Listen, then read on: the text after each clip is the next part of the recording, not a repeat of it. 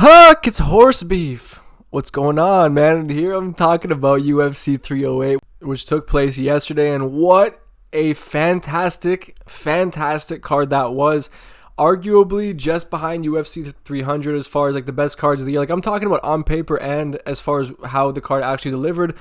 Arguably the UFC Noche as far as just like sheer banger fights. Maybe had more than this, but this card delivered, I would say, as a whole on the lofty expectations that I already had for it. Now I want to go through each fight from the early prelims up to the main event and also go over whether I was right or not about some of my predictions because, you know, for once, the horse beef curse did not come true. I mean, like, you know what, I have to give myself some credit here because when it comes to picking overall cards, especially when it comes to the fight nights, man, I have a horrible pick rate. But when it comes to main events and picking the exact round that the fight will end in, I'm actually quite good at that. I picked DDP 4th round finish, and I also picked Topuria 3rd round finish against Max Holloway, although I predicted a submission and he got the knockout. But I digress. Let's just go in to the very first fight on the card, and that was Fakhretdinov versus Carlos Leal. That was supposed to be Fakhretdinov versus Ruzaboyev, and that was the fight that I made a prediction on. My prediction would have been the same even if I knew it was Carlos Leal being the opponent. But honestly speaking, a lot of people are outraged about this decision, and I understand why. Carlos Leal, I believe it was his debut in the UFC, did incredibly well, fought so well. Elite takedown defense, at least it looked like elite takedown defense against Fakhretdinov. And what we saw once again was Fakhretdinov fade a little bit after that first. Right? He seems to have about one round similar to Chimaev at top pace, but then eventually, man, he does slow down. And when he slows down, he becomes very hittable, becomes a stationary target, and respect to him, starts to slug it out. And that made this fight extremely fun. It was one of the best fights on the card. Did Carlos Leal deserve to win it? Arguably so. He clearly won the first round, although 2 and 3 were close enough to, even by the end of the fight, I was saying to myself, I was like, yeah, they're gonna give it to Fakhretdinov because it was a close one, and you can arguably give him 2 and 3. But at the same time, it looked to me like Carlos Leal was doing a lot of damage. But I think there's the surprise factor that goes into it and does create a little bit of a bias where you want to give the fight to Carlos Leal because he took the fight on short notice, and the story of him competing on short notice for the first time in the UFC and doing so well against someone who's as good as Fakhretdinov, right? So it leads you to be of the opinion that it was a robbery. But I would say watch rounds 2 and 3 again, see how close they were. Although I'm not saying I think he deserved to win. I was biased while watching the fight, thinking, okay, maybe they'll give it to Fakhretdinov now. But when it comes down to it, dude, Carlos Leal probably deserved to have a win against Fakhretdinov here. Robbery, not necessarily, but pretty close to being one at the end of the day. And then we get into Ismail Nourdinev versus Bruno Silva. It's been a while since we've seen Nourdinev, and he looked great, dude. Good striking, good grappling. He's just very well-rounded, and there's not much to say about this fight. He relatively dominated Bruno Silva from beginning to end.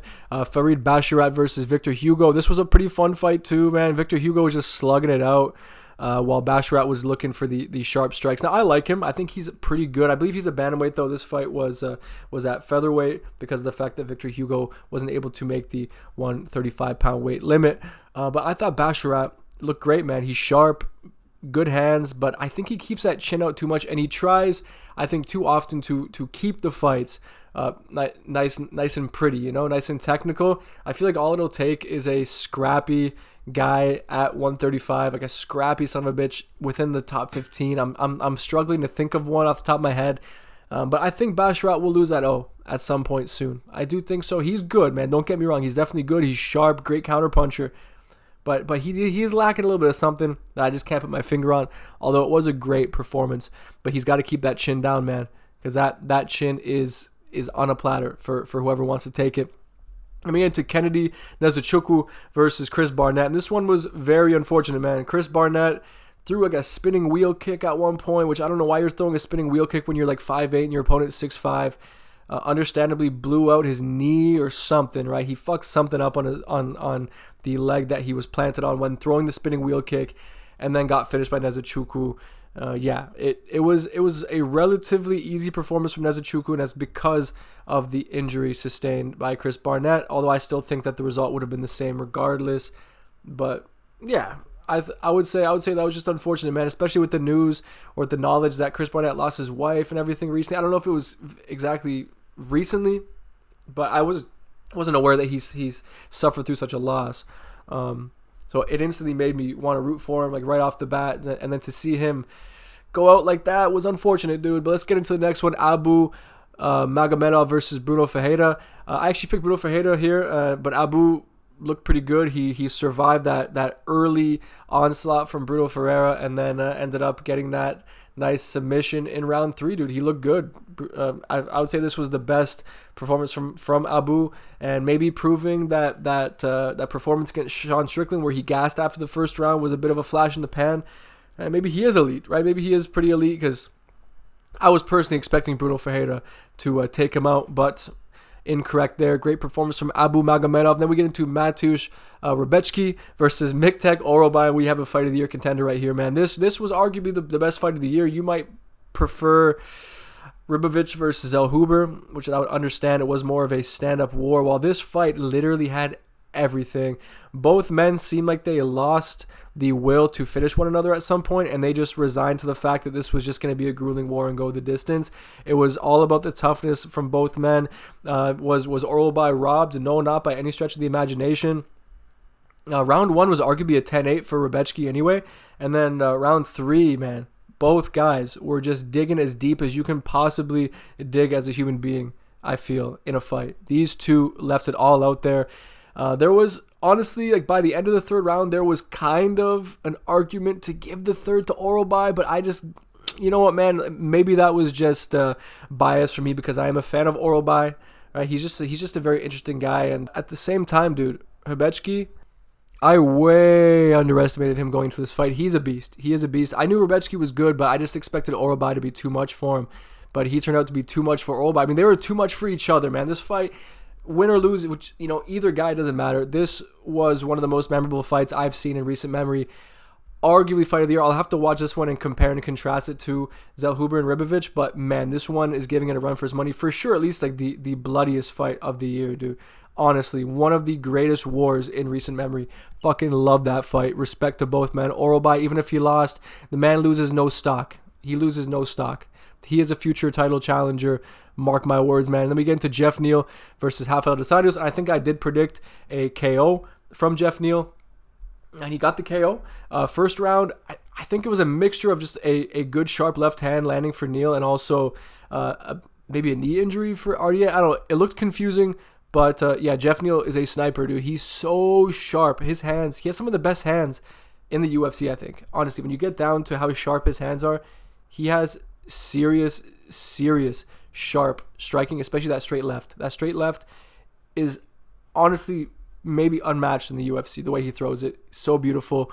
Great performance, man. I want to see Jeff Neal against a top 10 opponent, somebody who's actually willing to stand and exchange with him like Shavkat was, because Jeff Neal is a joy to watch when he has the right dance partner in front of him. Then we get into Ibo Aslan versus Rafael Kirkara. Now, he was going to that fight undefeated, lost the O. Ibo Aslan just blitzed his ass, put combos on him, put him down. There's not much to say there. I did pick Ibo Aslan as well.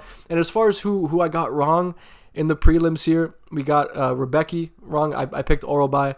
Bruno Ferreira wrong. I picked Bruno. Abu got it done. And other than that, I believe I picked 100% correctly, leading into the main card here. First fight of the main card, man. Sharapute Magomedov. He surprised me. I didn't expect him to get the knockout here, but one of the most wild KOs we've ever seen. The first time we've ever seen a double spinning back fist KO. And Sharapute, he's not the best fighter in the world, but he is for sure one of the most entertaining, one of the most creative. Like the knee feints to set up his spinning attacks, man. The way he knee feinted to set up the first spinning back fist, and then the next one, I don't understand how you're throwing back to back spinning back fists and generating enough power to TKO your opponent like that. I didn't understand. It was also a walk-off, so it was honestly just a thing of beauty, man. Sharapute is so much fun to watch. His little call out of Israel Adesanya towards the end was a little awkward. He paused for a good 10 seconds in between his call out of Israel Adesanya, but ultimately, dude, Sharapute goes in there to bang. He's creative. He's entertaining. Cannot wait to watch him fight next, dude. Sick fighter. Crazy finish. Wow. What a knockout. One of the knockouts of the year, in all honesty. One of the knockouts of the year. It has to be up there for sure, just based on the sheer creativity of it. And then we get into Lerone Murphy versus Dan Ige. And this is the fight that I was looking forward to, man. And I got this one wrong. I picked Dan Ige.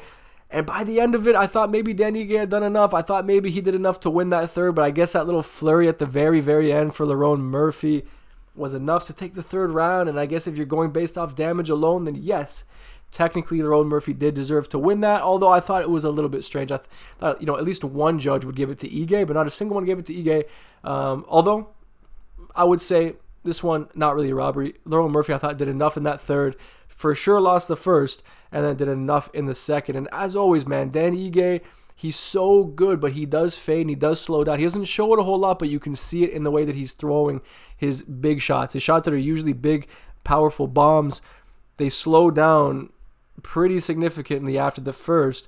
And as always, man, Dan Ige is his own worst enemy. He puts himself in poor positions as the fight goes on, and he kind of loses on his own. I feel like he doesn't get beat a lot of the time more than he loses fights, you know what I mean? But good performance from Lerone Murphy. I feel like at this point, with the result in the main event between Ilia Topuria and Max Holloway, maybe Max Holloway versus Lerone Murphy is the next fight to make. I think Max Holloway would fuck him up pretty bad, but I feel like logically speaking, that's probably the fight to make at 145 right now going forward. And then we get into Magomed Ankalaev versus Alexander Rakic. And I picked Magomed Ankalaev to win this one. I think I picked decision as well. He got it done relatively dominantly. Rakic was having some success with the kicks in the first round, but Magomed is just so sharp. He's very good, very skilled. That beautiful spinning back elbow that he landed on Rakic as well was a thing of beauty. And I think he showed a few more feathers in his cap that we haven't really seen, right, with those spinning attacks, the creativity on the feet. And yeah, Magomed is, I don't know if he's necessarily the boogeyman for Alex Pereira, because if he intends on standing with him, as he's been doing with a lot of his recent opponents, I see him getting KO'd still, but he probably does pose the biggest threat to Alex Pereira on the ground and on the feet. At 205, he's very clearly the number one contender, has to fight Pereira, and I'd say that one would be close to a pick'em. As things stand right now, Magomed Ankalaev is elite, and there's no doubt about that. Then we get into Robert Whittaker versus Khamzat Chimaev. Now, I picked Khamzat Chimaev. Oh, sorry. I picked Robert Whittaker. I can't lie. I picked Robert Whittaker to win this one. Way underestimated Chimaev. I guess this is exactly how everyone who picked Chimaev thought he would win, right? Just blitz him in the first round, take him down, choke him out. But he broke his mandible. He broke Robert Whittaker's mandible, I believe, dislocated the jaw, and the bone that connects to those bottom teeth actually broke and then pushed those teeth in, which was a gruesome looking injury. Absolutely disgusting. Sounds painful as all hell. And I think speaks to the power, the strength, the grip strength, the squeeze of Khamzat Chimaev is ridiculous. To have that happen instantaneously, man, I have seen a clip of Robert Whittaker talking about how he does have problems with his bottom teeth. He's actually had those pushed in before, where it happened against Dricus du Plessis, and since then it hasn't really been the same. So you could attribute it to that, but at the end of the day, man, Chimaev has to put himself in the position to injure Robert Whittaker like that, and he did it. And he showed exactly why so many people are so high on Chimaev. But at the end of the day, dude, if you can't do that in the first round, we've seen how the fight started. Like we've seen Chimaev do this before. This isn't a surprise to see Chimaev go out there and do what he did in the first round here. But it's about seeing what he can do if his opponents are able to make it past the first, which is where he starts to look far more human, right? And it is because the energy output. He seriously puts out so much energy in that first round, and you can see that he's relatively desperate for that first round finish, because he knows that it's a matter of time. As that fight goes on, every minute that passes by, he gets slower and slower and slower and less powerful, more gassed, and yeah. But as far as things go, man, Chimaev is, for me, the number one contender. I'm more interested in a DDP versus Chimaev fight than I am a DDP versus Strickland rematch, even though Strickland arguably deserves it more than Chimaev. But Chimaev just finished Robert Whittaker in the first round, so it's hard to deny him, although I think that fight will be after the DDP versus Strickland rematch, which I have DDP in. When I pick Chimaev over a DDP, no, I'm not there yet. I think DDP is strong enough and great enough on the ground to where he would be able to mitigate Chimaev in that first round and then get like a third, fourth, fifth round finish against Chimaev. But would not even surprise me at this point, because Chimaev, I think, is the best and most dominant grappler in the UFC right now. And then we get into the main event, Ilia Topuria versus Max Holloway. What a fucking knockout that was from Ilia Topuria. I think he's the best fighter in the world right now. I think he is. I don't think he's deserving of being pound for pound number one, although he just knocked out the 2 greatest featherweights of all time in 1 year. Arguably that puts him ahead of ahead of Alex Pereira in the pound for pound. Arguably that puts him ahead of Islam in the pound for pound, just doing that alone. But at the very least, he's the fighter of the year at this point. Yes, Alex Pereira did very well to defend his title 3 times in a year, but Ilia just knocked out, I'm going to say it again, he knocked out the 2 greatest featherweights of all time. He knocked them both out. And Max was doing great in this fight, dude. He was doing so well. Picking Ilia apart at range, doing well with the front kicks to the body. But then there was just a point in that 3rd round where Ilia landed a left hook to the body. Max returns. Ilia Topuria, I think, lands like a nice check left hook on the chin. Max is trying to make distance. And then Ilia lands his big right hand, this sharp right hand. Clearly wobbles Max Holloway. But Max has such an incredible ability to take damage and keep moving forward, or make it seem as if he's not rattled by it, but you could clearly see it, and Ilia could see it too. Gets Max against the fence, starts landing shots to the body, digging those disgusting left hooks to the body, mixing up the target beautifully. The calf kicks were also so important in this win as well, because you could see it late 2nd round and then going into the 3rd round before the finish. Ilia was landing those calf kicks at will, and every time he was landing them, you could see they were doing that compounding damage on Max, affecting his ability to create distance. And then that's when Ilia went in for the kill shot. And when he went in for the kill shot, he made it very clear to me, what I already believed, is that he is the best boxer, the best puncher in the history of the UFC. No one has ever thrown shots the way that he throws shots. Everything is consequential. He's so dangerous. He even landed a takedown, right? The first and only takedown attempt of the fight, he landed on Max. Max, credit to him, did a great job to get back to his feet. But the fact that Ilia established that he could get Max down early in the fight, I think instantly added a layer of worry for Max Holloway in the grappling department, although probably mitigated a lot of that by getting up to his feet relatively easily. But on the feet, you could just see the difference when Max would land shots versus Ilia. Ilia, as I said, he is the most consequential fighter in the UFC. You can make no mistake against him. And it's not even just because of his power, it's because of how sharp he is. This dude throws everything with bad intentions, but never seems to fade. He seems to be able to maintain that, and that's because of his perfect technique, really. His technique is second to none in the UFC. Big power, beautiful calf kicking ability, amazing ability to mix the martial arts, mix up the target with his hands, with his kicks. Everything he does is done to perfection. Ilia Topuria is one of the best fighters I've ever seen. He really is. He really, really is, man. To knock out Volk and Max like that, back-to-back the way that he did, I wouldn't go as far as to say he's the best 145er of all time. Now, I think he has some title defenses to put together before we can talk about him in that regard. But he is making the case, at least with his last 2 knockout wins, that he's maybe even on the Mount Rushmore now. But actually, you know what? For me, man, I think he surpasses Conor McGregor now with those 2 knockout wins. He has to be. I understand Conor McGregor knocked out Jose Aldo in 16 seconds, but Ilia Topuria just knocked out as I said again, I'm gonna reiterate, the 2 greatest featherweights of all time. You might put Jose Aldo ahead of Max and Volk in the all-time, pound for pound list in terms of just all time, right? Because of the longevity of Jose Aldo's career. But as far as 145ers go, strictly, for me, Max Holloway, Volkanovski are ahead. Knocked them both out. That's ridiculous. Ilia, he also adds a new layer of stakes to his fights as well, with the trash talk and with him calling his shots, dude. The confidence on Ilia Topuria, even before the fight, dude, the man is calm as all hell. He's always in a state of tranquillo, and it's because he has this unmatched belief in himself. And it's not just belief and delusion, maybe a little bit of delusion there, but it's belief matched with the skills to go along with it. And that's what makes Ilia next level for me. I believe he's the only one in the UFC right now who can go out there and beat Islam. I believe he has the grappling to deal with Islam on the ground. And if it's on the feet for any extended period of time, as we've seen, Ilia, round 1, round 5, doesn't matter. He can land that shot. And if you allow him to land a shot like that right hand he landed on Max Holloway, he could put anyone out in the UFC, at least in and around his weight class. I know he's spoken before about wanting to become a 3-weight world champion. At this point, dude, can I see him becoming a welterweight champ? Maybe not, but if he goes up and wins a lightweight title and then maybe cuts down to bantamweight, because he looks like he's at the size where he could cut down to bantamweight. If he decides to do that, I can easily see Ilia Topuria becoming a three-weight world champion. And just based on the eye test alone, I'm telling you guys, Ilia Topuria has GOAT potential.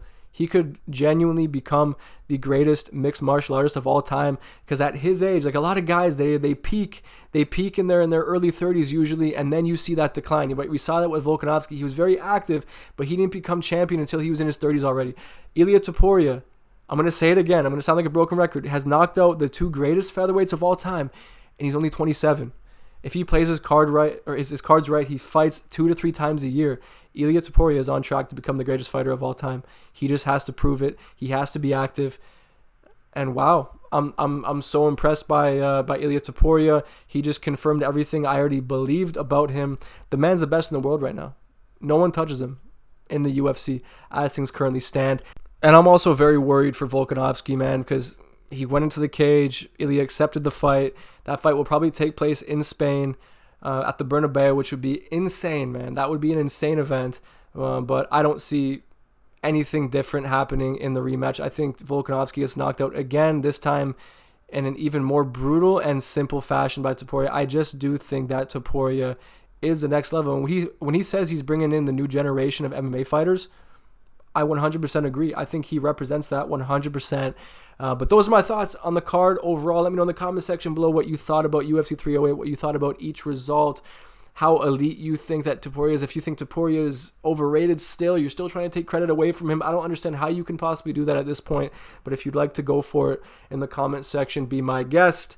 Anyway, guys, I appreciate you watching, and I'll see you on the next one.